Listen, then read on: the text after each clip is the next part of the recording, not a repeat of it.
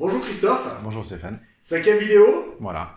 Tu avais envie de nous parler de la manière dont tu interagis avec les patients ou les clients qui arrivent en face de toi et qui ont une problématique. Comment ça se passe? Ben moi, encore une fois, je vais mettre le doigt sur les problématiques des gens.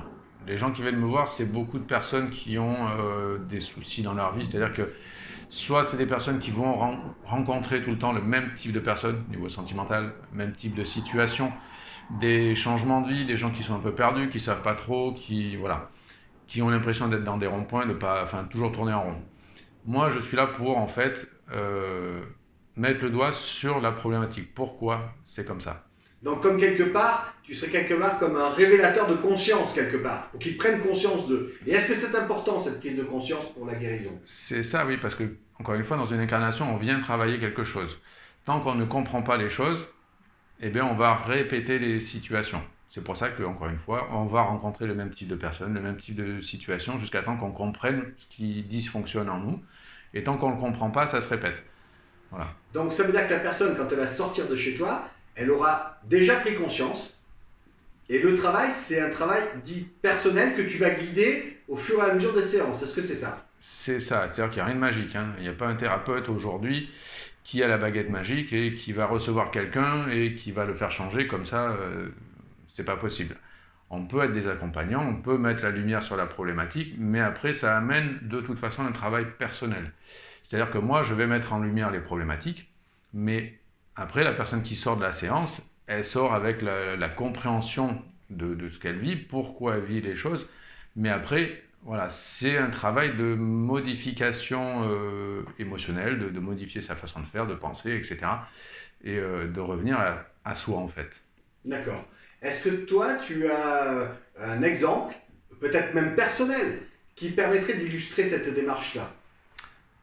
Oui, ben moi jusqu'à mes 40-41 ans, j'ai été dans une vie où je vais dire de dévalorisation extrême, où c'était même pas de la timidité, c'était de la dévalorisation. Je me présentais devant deux, trois personnes que je ne connaissais pas, je tremblais, je transpirais, c'était une catastrophe.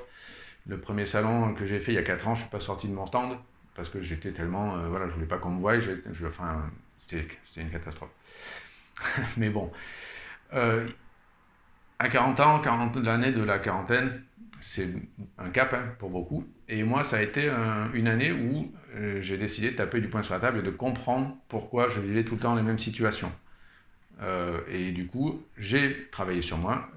Je suis allé voir quelqu'un qui m'a fait prendre conscience de quelque chose, mais c'est pas ce quelqu'un-là qui m'a guéri. C'est-à-dire que c'est moi tous les jours qui ai changé les choses, qui ai façonné ma façon de faire en fait. Est-ce que le fait que cette personne appuie sur l'élément déclencheur, est-ce que ça a été pour toi une révélation et du coup qui a lancé cette spirale positive? C'est ça que tu nous dis au final. Ben, disons que moi j'avais quand même conscience, parce qu'on a toujours conscience du passé, hein, de ce qu'on a vécu, mais j'avais pas forcément conscience des tenants et des aboutissants. Donc en prenant conscience que ces choses-là, que quelqu'un, cette thérapeute me les révèle, sans que je la connaisse, forcément j'ai pris conscience que j'avais ces points-là qui dysfonctionnaient, que c'est ça qui me mettait le bazar.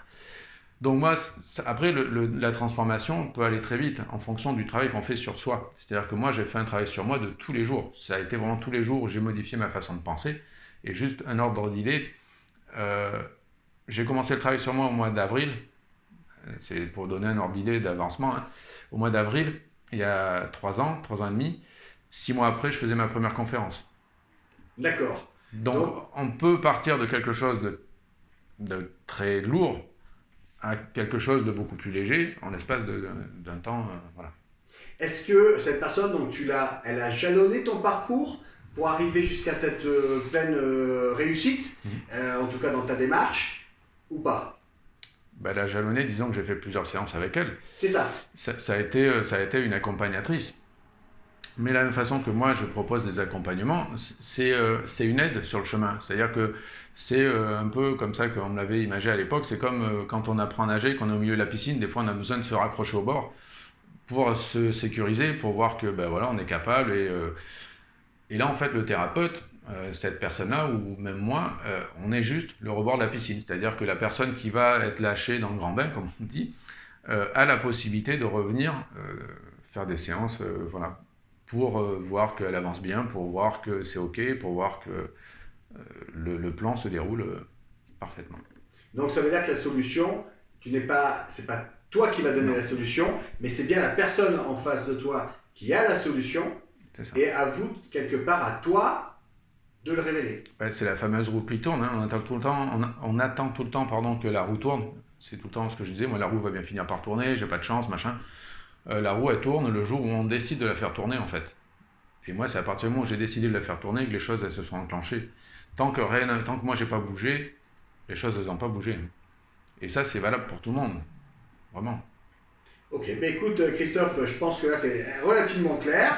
Je te remercie beaucoup. Mais merci à toi, et puis je reste ouvert aux questions. Voilà. Parfait, bah écoute, juste à la fin de la vidéo, je vais mettre donc à incruster une adresse directe où les gens pourront te poser la question, où je pense que comme on s'était dit, tu t'engages dans l'heure ou la demi-heure à au moins ramener un premier contact. Oui, tout à fait, je rappellerai dès que la personne me rappelle. Parfait, mais merci beaucoup Christophe, Voilà. à très vite. Merci à toi, à très vite.